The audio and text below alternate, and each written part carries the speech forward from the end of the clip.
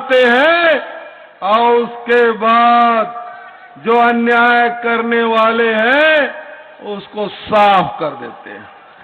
ये वो धरती। आदरणीय साथियों, आजकल एक वीडियो और एक फोटो की बड़ी चर्चा उत्तर प्रदेश में। एक वीडियो आपने देखा होगा, प्रधानमंत्री जी गाड़ी में बैठ के जा रहे हैं और योगी महाराज जी पीछे पीछे पैदल पैदल जा रहे हैं। देखा है कि नहीं देखा है? ये तो उत्तर प्रदेश का अपमान है कि मुख्यमंत्री पैदल पैदल जा रहे हैं और प्रधानमंत्री बढ़िया एसी गाड़ी में बैठ के जा रहे हैं। है कि नहीं अपमान? लेकिन कहानी कुछ दूसरी है। मोदी जी को डर लग गया है, यदि योगी जी गाड़ी में बैठ गए तो कब्जा न कर ले, इसलिए उसको गाड़ी में नहीं बिठाए। ये बात उत्तर प्रदेश में, पूरे हिंदुस्तान में इसकी निंदा हुई। एक मुख्यमंत्री, वो भी सबसे बड़े प्रदेश उत्तर प्रदेश के मुख्यमंत्री को इस प्रकार से पैदल चलाया जा रहा है, ये तो उत्तर प्रदेश का अपमान है। लेकिन उसको ठीक करने के लिए आजकल लखनऊ के गलियों में एक फोटो साया हो रहा है, विज्ञापन दिए जा रहे हैं कि योगी जी के कंधे में मोदी जी हाथ रख के चल रहे हैं। देखा है कि नहीं देखा है? आदरणीय साथियों, ये बेहद शर्मनाक और बेहद आपत्तिजनक और हमारे परंपरा के विपरीत है। आज तक के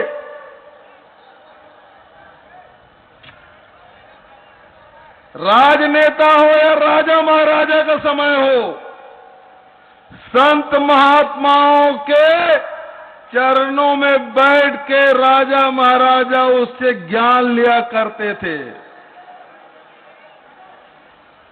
संत महात्माओं का इतना आदर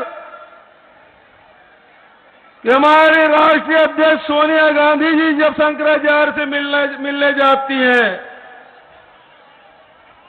शंकराचार्य जिस आसन में बैठे हैं और सोनिया जी नीचे बैठ के उनसे आशीर्वाद ले रही हैं। लेकिन वाह मोदी जी, आप तो संत महात्माओं से ऊपर उठ गए। आज तक के किसी संत महात्मा का, किसी राजनेता में कंधे में हाथ नहीं रखा था। यह संत महात्माओं का अपमान है, हमारे भारतीय परंपरा का अपमान है। आज तक एक भी आदमी बता दे किसी साधु संत के कंधे में कोई व्यक्ति हाथ रखा हो।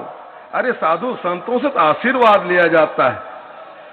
तो समझ लीजिए, ये मोदी जी, आज तक के हम लोग तो इसे योगी जी समझ रहे थे, लेकिन मोदी जी इसको, योगी आदित्यनाथ को योगी नहीं समझते, ये कुछ और ही समझते, तभी कंधे में हाथ रखे। दोस्तों, आदरणीय साथियों, मैं आपसे, आपके प्रियंका जी के बीच ज्यादा देर नहीं रहना चाहता। कुछ बातें मैं कहना चाहता हूं। आजकल उत्तर प्रदेश में जो हवा चल रही है, जो बयार चल रहे हैं, जिसकी चर्चा हो रही है, मैं उसके बारे में चंद शब्द कह के अपना स्थान ग्रहण करूंगा। आदरणीय साथियों, एक समय था जब यूपी में जाति के आधार पर वोट पड़े थे, उनके मुख्यमंत्री बने थे। एक समय आया जब धर्म के नाम से वोट पड़े, उनके नेता मुख्यमंत्री बने। आज सवाल इस बात का है, सब लोग चर्चा कर रहे हैं हमने वोट तो दिया जाति के नाम से, हमने वोट दिया धर्म के नाम से, लेकिन हमको मिला क्या है? हमको मिला क्या है? और यही कारण है कि प्रियंका जी आपसे प्रतिज्ञा लेकर आपके बीच में आई हैं। उन्होंने कहा कि हम किसानों को 2500 रुपये क्विंटल में धान और गेहूं खरीदेंगे, 400 तक के 400 रुपये क्विंटल में गन्ना खरीदेंगे। आधी आबादी हमारी माताओं बहने की है। उन्होंने नारा दिया, लड़की हूं लड़ सकती हूं, और उनके लिए कार्यक्रम दिया, नौजवान साथियों के लिए रोजगार का आपको वचन दिया है, दलितों के लिए उत्थान के लिए उनके लिए कार्यक्रम दिए हैं। और ये केवल कोरे वादे नहीं है साथियों, हमने वो काम छत्तीसगढ़ में कर दिया। हमारे नेता राहुल गांधी जी छत्तीसगढ़ आए थे 2018 में। उन्होंने किसानों से कहा हमारी सरकार बनी तो 10 दिन के भीतर में सारे किसानों के ऋण माफ हो जाएंगे। राहुल जी के बात पर किसानों ने विश्वास किया, 3/4 बहुमत हमें दी। राहुल जी शपथ ग्रहण में आए थे, मनमोहन सिंह जी की शपथ ग्रहण में आए थे, शपथ ग्रहण संपन्न हुआ।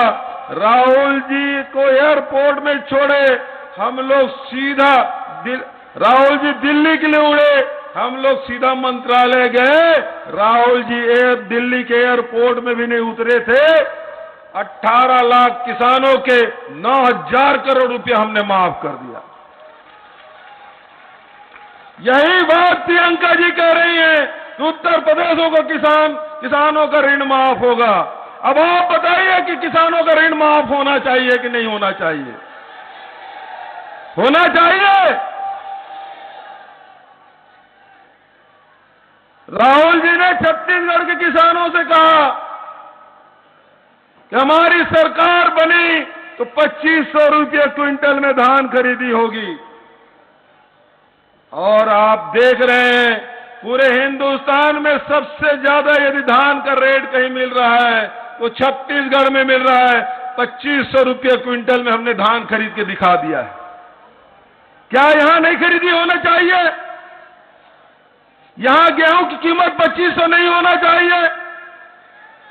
होना चाहिए। मैं आपसे हाथ उठा समर्थन चाहता हूं। बिजली बिल आधा की बात, मैं ये सारे काम हमने छत्तीसगढ़ में किए। ये तो गौ माता के पूजा करने वाले लोग हैं, लेकिन आजकल गौशाला में गौशाला चलाने वाले मोटे हो रहे हैं और गौ माता दुबली हो रही है। लेकिन हमने छत्तीसगढ़ में ये हमारे अभी फसल चराई होती थी, जानवर खुले में घूम रहे थे, सड़कों पे घूम